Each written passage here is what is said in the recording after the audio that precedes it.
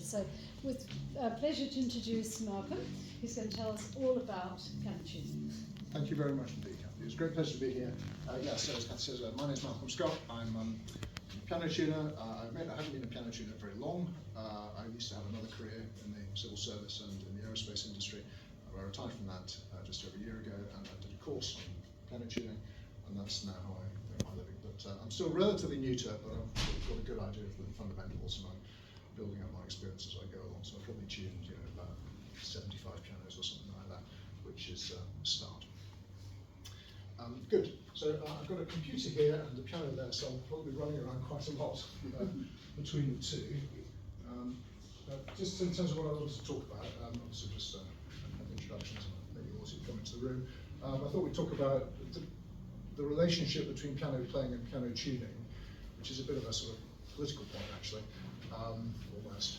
And then get into the sort of meat of the conversation, which is about what do piano tuners actually do, which is largely tuning, but not entirely tuning. So we also do these other things, regulating the instrument, voicing the instrument, and repairing things that break. So I'll go into those four a little bit, but mainly tuning. The vast majority of the conversation is about tuning. And then a few points about looking after your piano, very high level, very high level. And then if we've got time, just a little word about what it's like being a piano tuner and how you can find out more if you want to. So let's plunge in. And I think, first of all, I just want to say a huge thank you to Tamba for conceiving this and asking for this session, because there's this kind of unhealthy divide, it seems to me, between people who play the piano and people who look after pianos.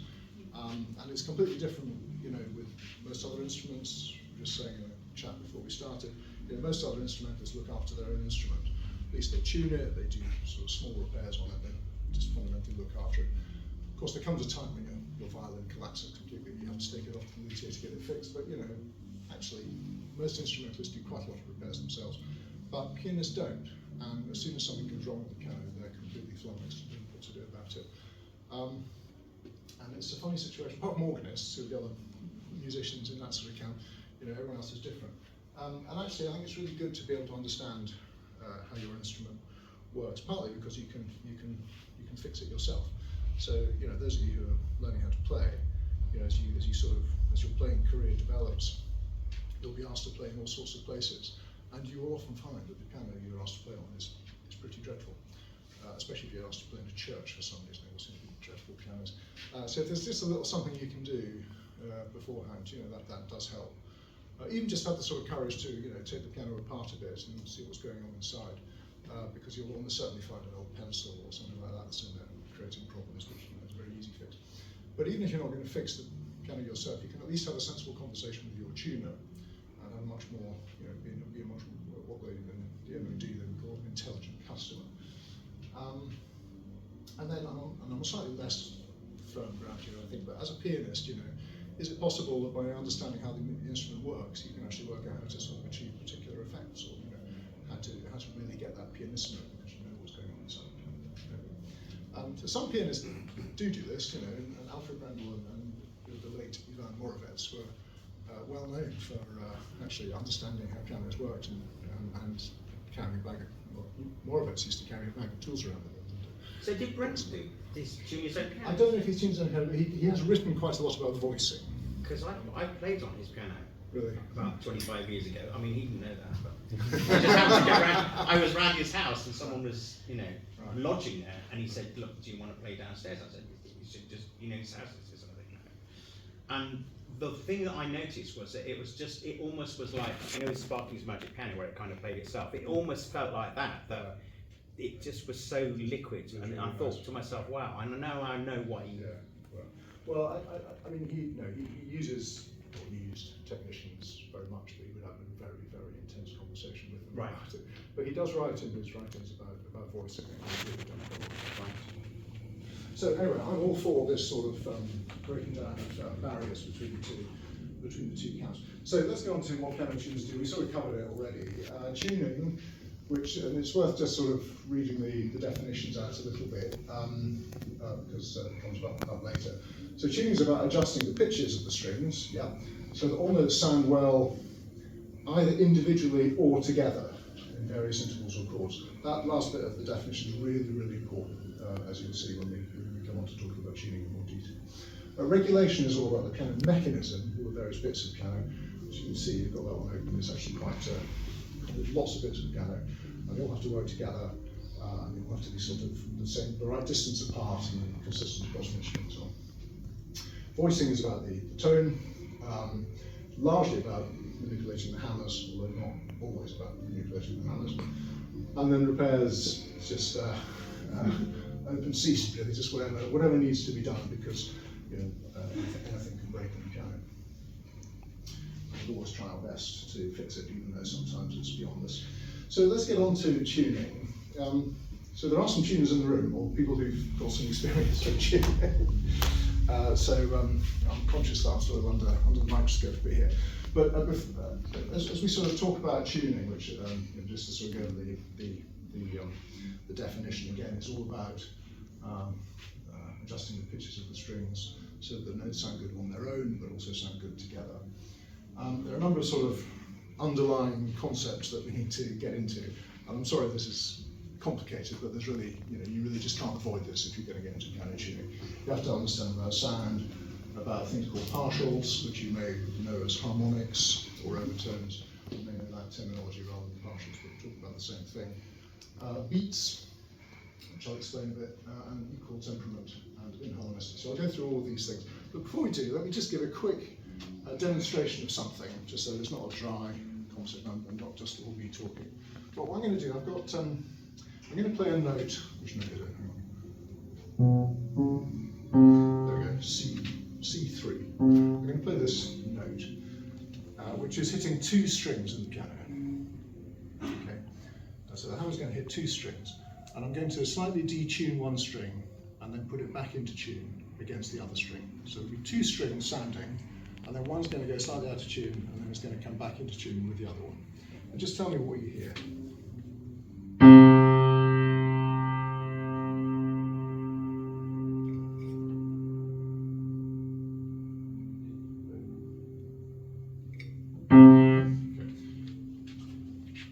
Again if you want, but did anything sort of strike you as that happened? Well, you know the answer to this. Sending out of the sound in some way. Did you notice an effect? I'll do it again, but did you notice an effect where it went sort of Listen for it. yeah? Listen again. Give more beats. Oh yeah.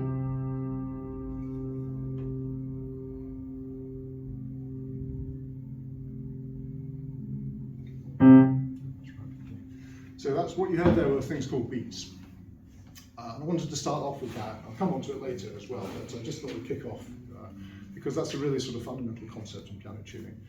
Beats, getting rid of them, but also listening out for them, counting them when you can't get rid of them is really sort of important basic stuff in piano tuning.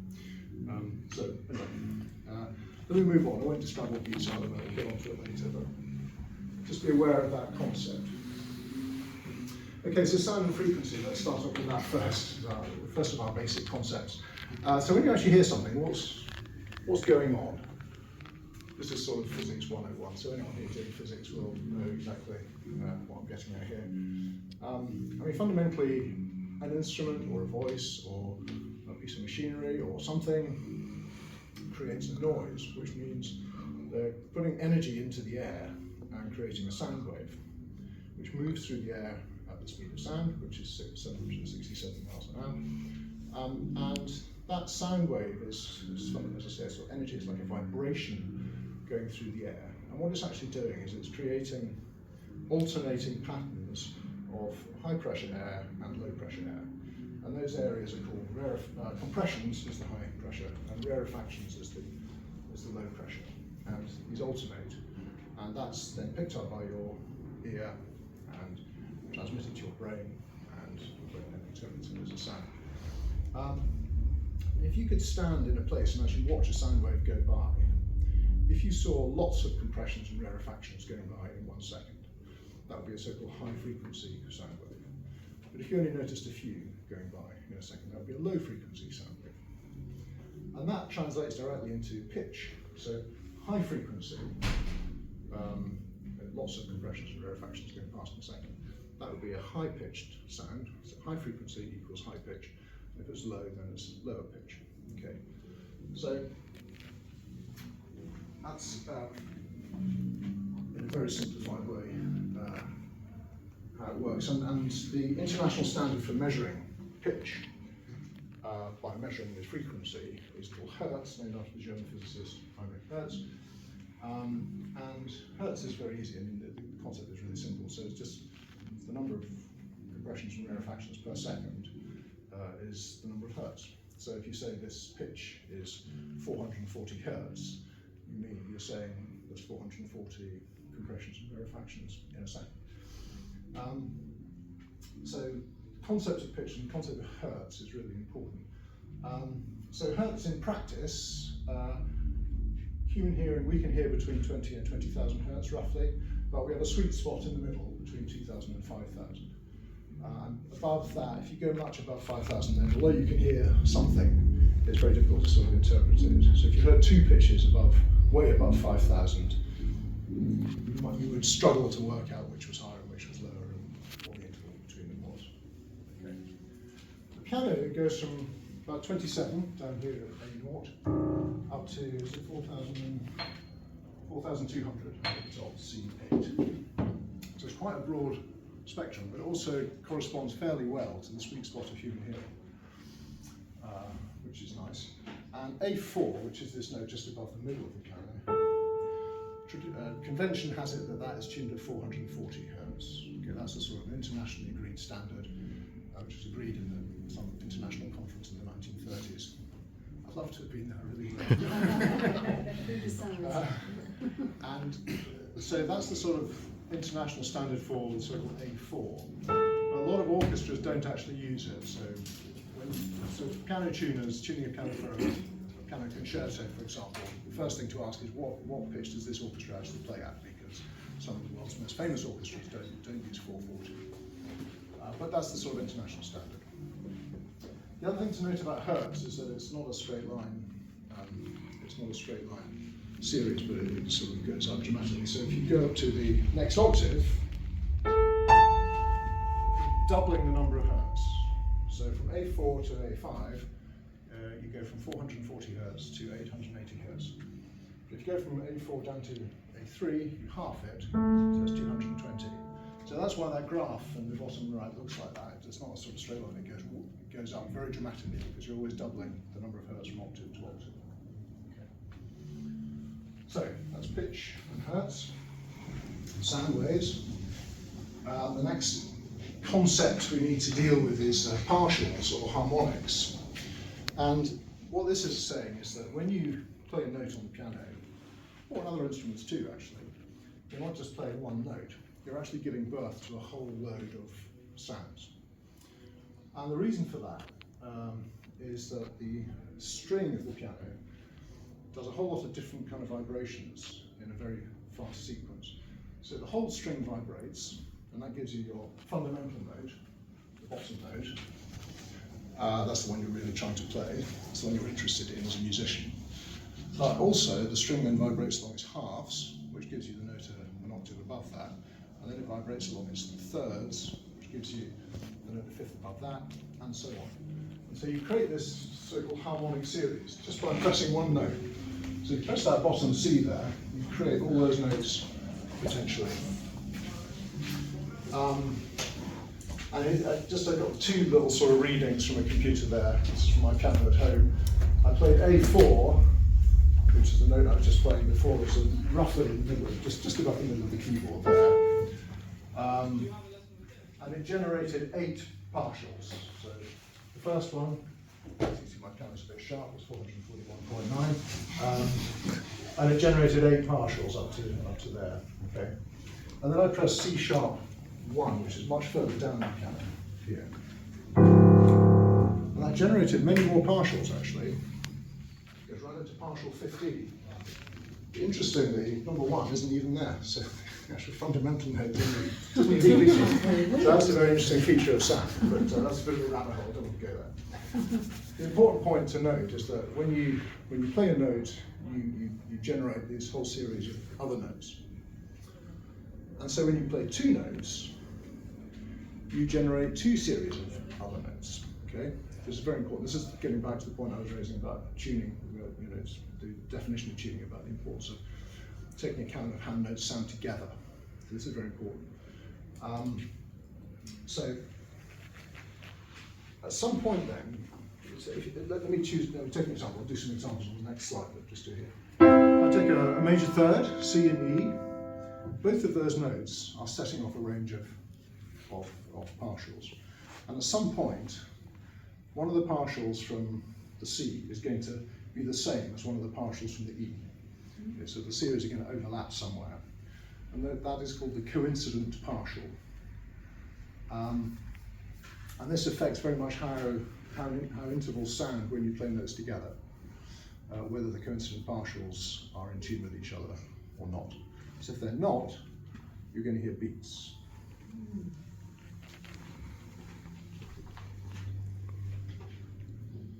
So just a bit more about coincident partials. And I said that if you play an interval, you generate these two sets of partials going off into the stratosphere. And this is where some of the coincident partials occur. So for C and E, these are the two sets of partials that are generated, and they meet at that C there. So major third C4, E4 gives a coincident partial of E6. Okay. So that's C4. That note there, or that pitch there rather, that's where the partial series are going to meet. Okay. If I press C4 and F4, so it's a perfect fourth, then the coincident partial will be at this pitch here. Okay? And if I play a perfect fifth, C, G, then we'll meet there. Okay? So if these are not perfectly in tune, if the coincident partials aren't in tune when you play your interval, then you'll hear beats, because you've got two sound waves purportedly at the same pitch, but they're not quite in sync, and that's what gives rise to the partials. Octaves are quite interesting because they actually generate quite a lot of coincident partials. So the example below there of the manuscript paper, that's partials arising from an octave, that octave. Actually, that's generating partials that meet there, and there. So when you're tuning an octave, you have to decide what sort of octave do I want to tune, which coincident partial do I want to tune together. Okay. So, sorry, that is quite complicated. Let's just sort of review where we are. We've got sound, we've got sound waves in measured in hertz. We've got harmonics or partials being generated by a single note. We've got intervals when you play more than one note at once, generating more than one series of harmonics or partials, and you've got those series coming together where there's a coincident partial. Okay. So I said if you don't have these things in tune, then you hear beats, and we heard the beats in the little demonstration I did. And beats are caused by two sound waves which are sort of more or less the same, but not quite the same. And so they sort of come in and out of phase. And as they come into phase, then that's called constructive interference. They sort of support each other. But as they get out of phase, then they create destructive interference. So you can see in this this diagram here, these are the two waves together. One's blue and one's in red.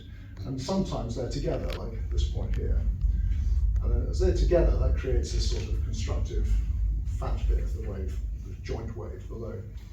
But as they come apart here and here, so one's high and one's low, they cancel each other out. And that's what creates these audible beats. Okay. So, let's go with the logic so far.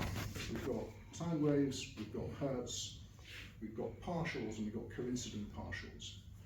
And the suggestion I'm sort of trying to make here is that your interval will sound nicest if you can get the coincident partials in tune. So let's try an experiment. I'll just play this sound wave out, this sound file here actually, which is the same as what I did in the thing. But listen to the beats. This again is a note going out of tune and then coming back into tune, and you can hear the beats getting faster and then disappearing altogether.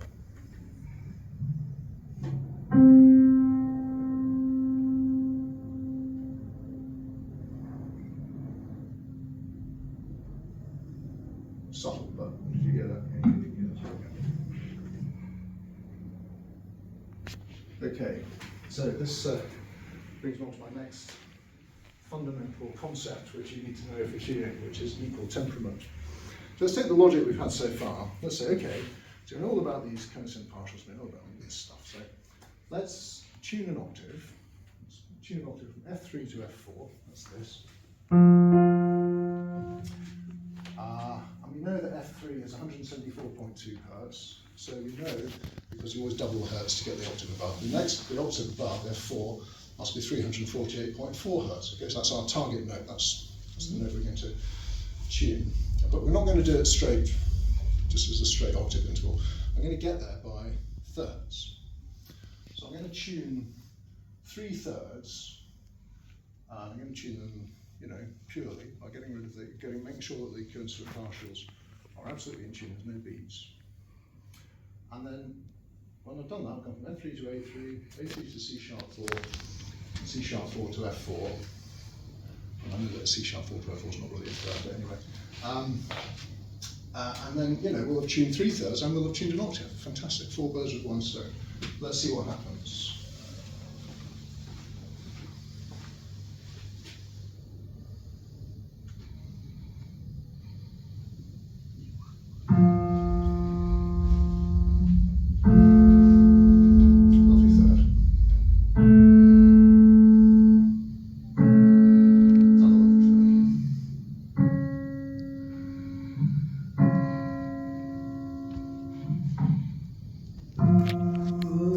Doesn't work. So, unfortunately, the sort of natural system of tuning, or pure tuning as it's called, where you aim to make sure that coincident partials are in tune with each other and they're homogeneous, doesn't provide you with a satisfactory scale. So that, the F to F octave that we ended up with was clearly very out of tune. It was too narrow. Okay, so the upper note wasn't sharp enough. So actually, I put the hertz here on the slide. So the original the F3 then was 174.2. The A3, the perfectly tuned A3, was 218. The perfectly tuned C#4 was 272.5. And then the resulting F4 was only 341. Whereas we established at the beginning it needed to be 348.4. So you can see it's sort of 8 hertz, 7 hertz too low, and you can hear which it is quite a lot. Yeah, you Yeah, can hear it painful. It's because if you tune the major third perfectly, it would be 1.2 times the frequency. 1.25. And if you work out on the calculator 1.2 to the power of 4, Yeah, which it doesn't get you do on the phone, I'm just trying to.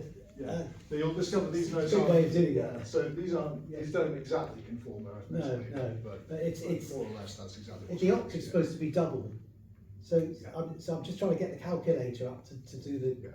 You do that. You do that, but Yeah. let's move on because we're nearly halfway It's fine, through. it's okay. Yeah. So you see the problem. Now we did that with thirds to prove the problem, but we could have done it with fifths. We could have gone around the circle of fifths and we'd have ended up also with a problem. Actually, it would have been the opposite problem. The note we would have ended up with would have been too flat. Too sharp. So fundamentally, pure tuning doesn't work. Is the easy sort of conclusion to draw from this, and that's why we use equal temperament. Yeah. So equal temperament fundamentally says, okay, well we know we want our octaves to be pure, so let's just do the math so that the interval between each of the 12 notes is the same, which is the 12th root of 2, as you were about to say. And what that means in practice is that major thirds, perfect fourths, and perfect fifths. I'm sorry, major sixths, not fifths, sixths, are made slightly wider than they would be in pure tuning. And minor thirds, minor sixths, and perfect fifths are made slightly narrower. Now, equal tones, so it all sounds very obvious this, and this is the standard we use nowadays, but it's taken absolutely years to get there. And lots of attempts were made over the years to sort of, get it right, because people realised early on that actually sort of pure tuning created these problems. And there are many, many, many different ways of different temperaments that people have experimented with over the years, including a lot called mean tone and well tempering.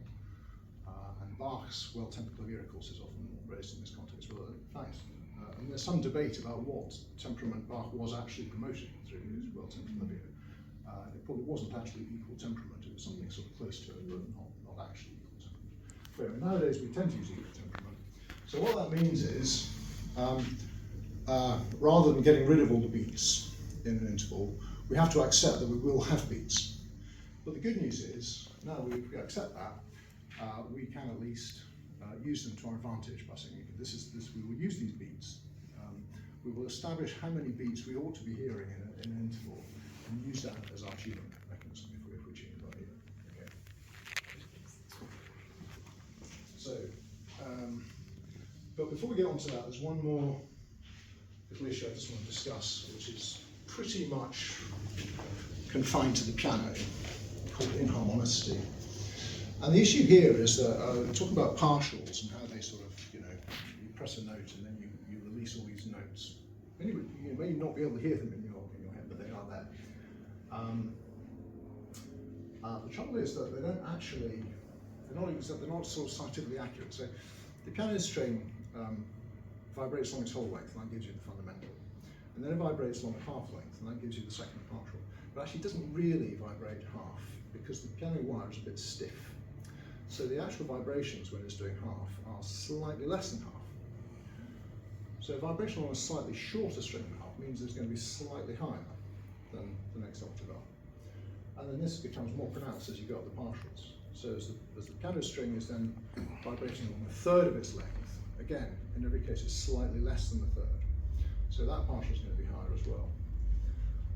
So partials are higher than they theoretically ought to be because of the stiffness of the piano. Okay.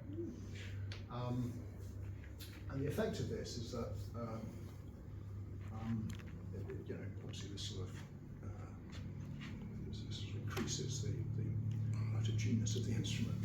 And the way we sort of deal with this, the kind of compromise you make, is that you decide that in the middle of the keyboard, try to get things as in tune as possible in the middle of the keyboard. But the price for that is that you have to tune the bass slightly flat and the treble slightly sharp. So this graph here shows the sort of changes you would make to a natural tuning, if you like. These are cents.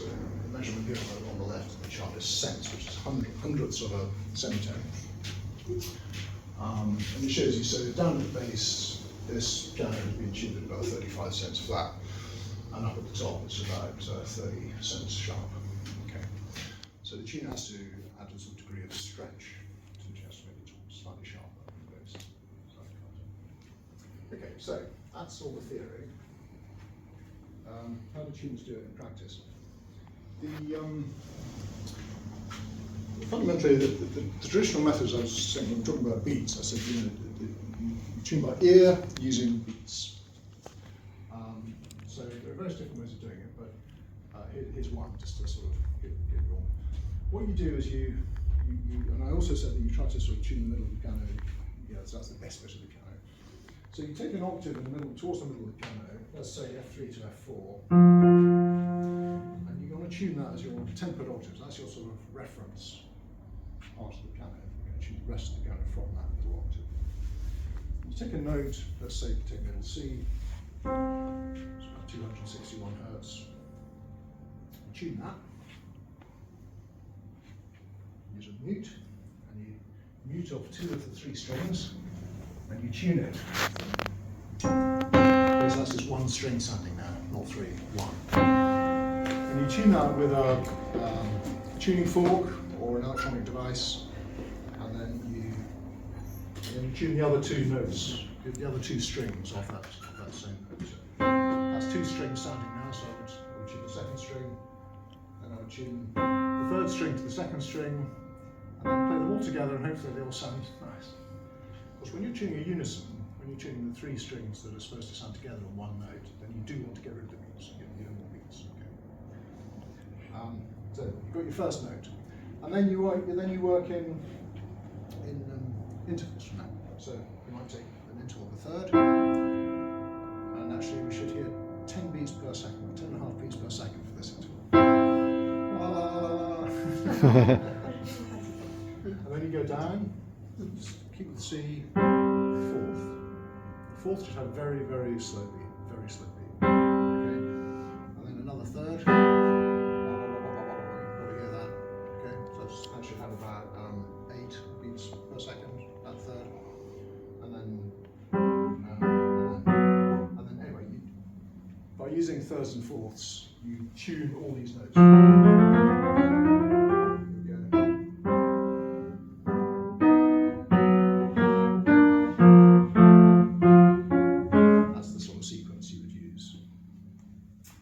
Gives you tuning for all your notes, and then you tune the rest of the piano from that. You go up in octaves, so you do the F sharp and then G and the G sharp, applying it to stretch. But a lot of tuners still do this. I mean, you may well find your tuner comes and tunes by ear, and you'll hear those sorts of things going on. Or you may have a tuner who uses an electronic tuning device, which have become sort of quite popular now. They're very sophisticated, they're very accurate, and they save an awful lot of time. So if you go to the States, for example, virtually everyone's using these things. So they're not universally used in the UK by any means, actually. Probably the majority of tuners still tune by ear, but they are beginning to come in.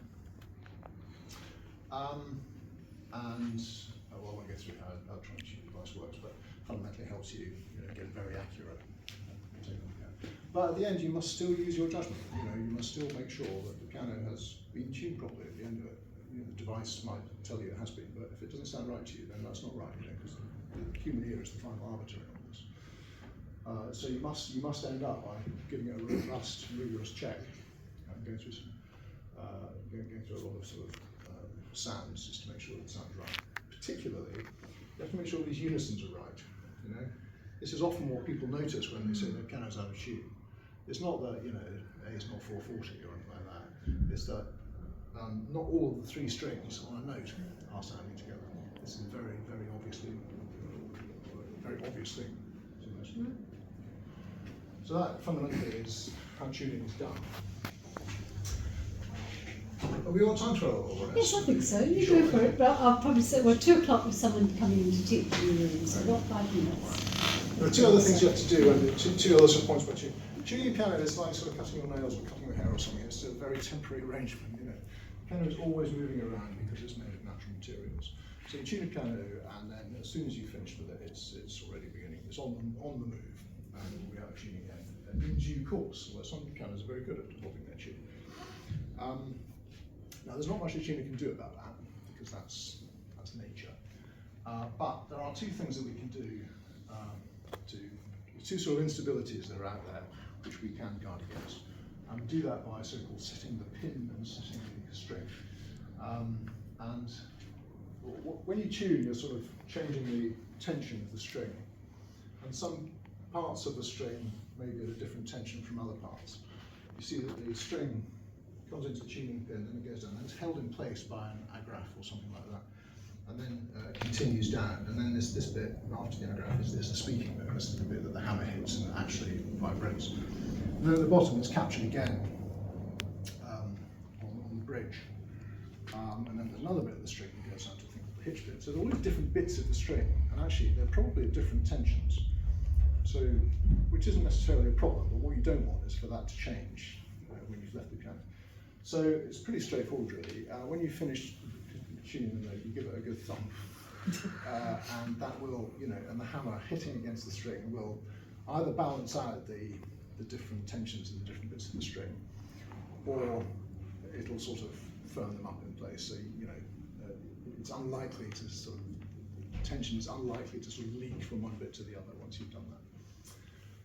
Setting the pin is all about the fact that the pins here are these things that this is the thing you're actually turning. This is where the string ends up.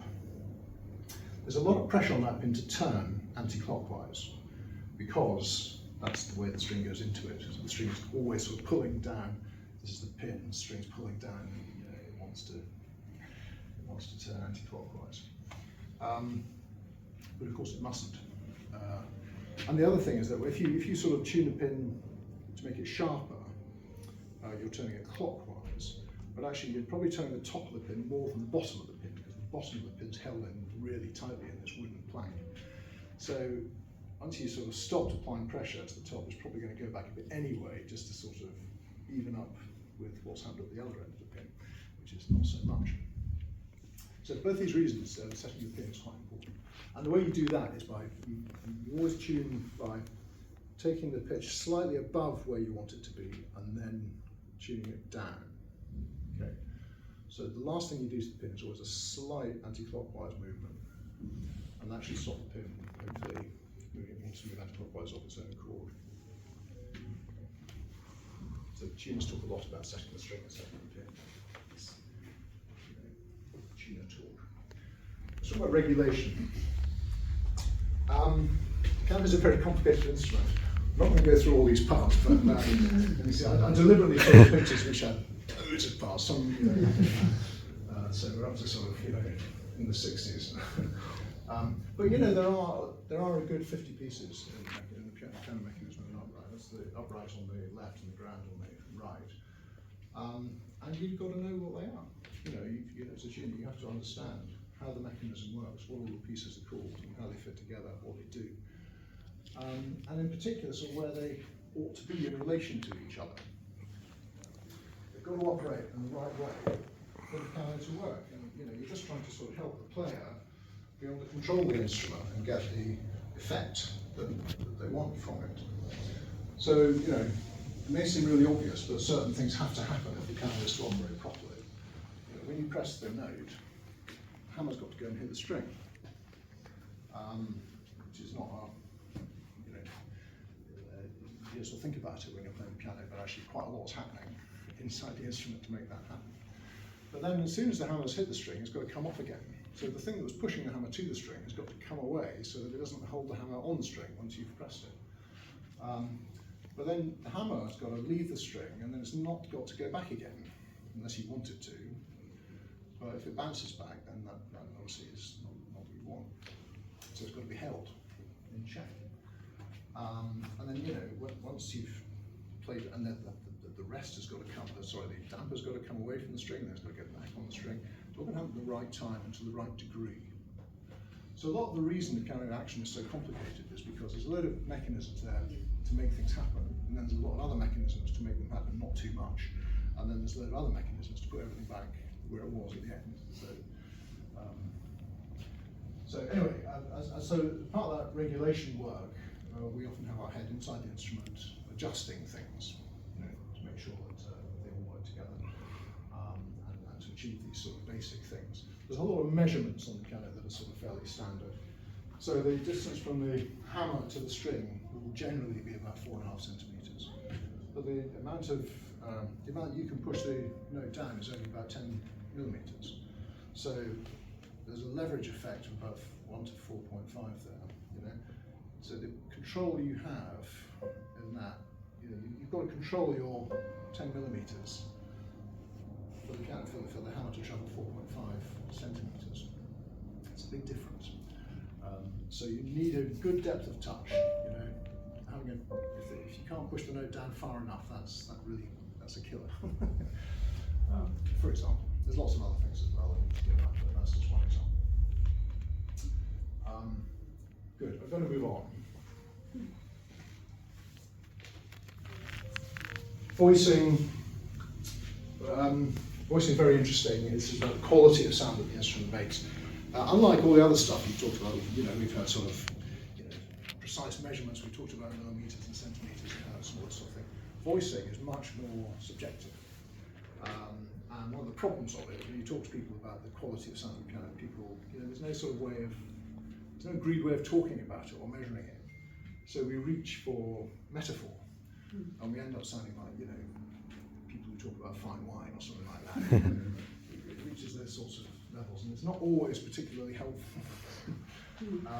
But fundamentally, you're trying to make the piano sound nice and agreeable, and you're manipulating the hammers to try and achieve that. The hammer's a bit of very hard felt, which hits the piano in a particular way. It tends to develop grooves, and you can manipulate using one of these devices here. You see these 3 needles sticking out at the end. This is a classic voicing tool. Stab the hammer with that voicing tool, and it softens up the felt. You can achieve quite a lot of different effects that way. Or you can heat the hammer. You can iron it, either with a wet cloth, which makes it softer, or not with a wet cloth, which makes it harder. That's a hammer iron. There's a fantastic kit in this trailer too, a number of tools. Or you can put dope on it. You can put a bit like hairspray. You can drop that onto hammers as well to make them harder. So there's lots of tools, but you've got to be quite careful about it because you can ruin hammers very easily. Finally, repairs. I mean, this is just depends what goes wrong. But a lot of pianos break. They're delicate instruments. Over the years they break. So we're often faced with things like this: broken strings, bent nose, broken hammers, things that come off, key tops that come off. I showed you the picture of all the sort of parts that go. There's thousands of parts, so something's going to break. As far as possible, we learn how to fix them. But there comes a point when you can't fix it in the domestic setting. You have to take it into the workshop, and then there comes a point when you can't even fix it in the workshop either because it's just too far gone. Good. I think we've run out of time. So I won't do well, actually, maybe just 4 points I'm looking at. Yes, please do. Okay. 5 points. Humidity is the real one. It's really quite important that your piano doesn't get too wet, or the air around your piano is not too wet or too dry, because it affects the moving parts, all parts very directly. You mentioned that the cycle had cracked on the piano of yours. I mean, that was probably a humidity problem. Yeah, my wife put them washing out in the room. Yeah. Lots of pianos were made before the era of central heating, but now we have central heating. It does sort of very hard. That'd go the other way, wouldn't it? There are devices you can put in pianos to regulate the humidity. Damp chaser, yeah. Temperature is another one. Then moths and mice. Try not to let them. Moths love pianos. They love felt. Oh dear. Dark, dry. Yeah. And then just keep the instrument clean. You don't need to use any sort of particular preparation. Just for the outside of the keyboard, just a slightly damp cloth, very slightly damp cloth. What do you can you say what you consider to be the ideal humidity range? Because I have a hygrometer in my room, my music room, and it's at the moment the humidity is just ridiculous. It's about 65. Is that's getting a bit high. Yeah. So they're usually most comfortable between sort of 40 and 50. yeah, I know 65 is too high. It's getting And quite it's high. just the last few weeks it's been like So try and keep your piano clean.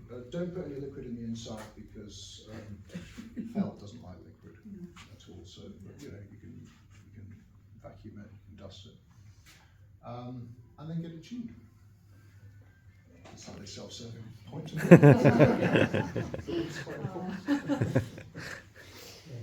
Good. I won't talk about piano tuning. So there's a few sort of things you can look into. More some really good books about piano tuning, and there's tons on the internet about piano tuning. Do you have the first one on this on the right hand side here? This 12 Keys at Christmas. I do recommend that. It's actually quite funny. It's the guy tuned his instrument, not a piano, but a particle tuned it to a thing called quarter common mean tone, which is a non-equal tone. And then he played Russian roulette by choosing a carol and a key for each day of Christmas. And you just see the results. And that's it. Thank you very much indeed for Thank your you. patience. Keep it on.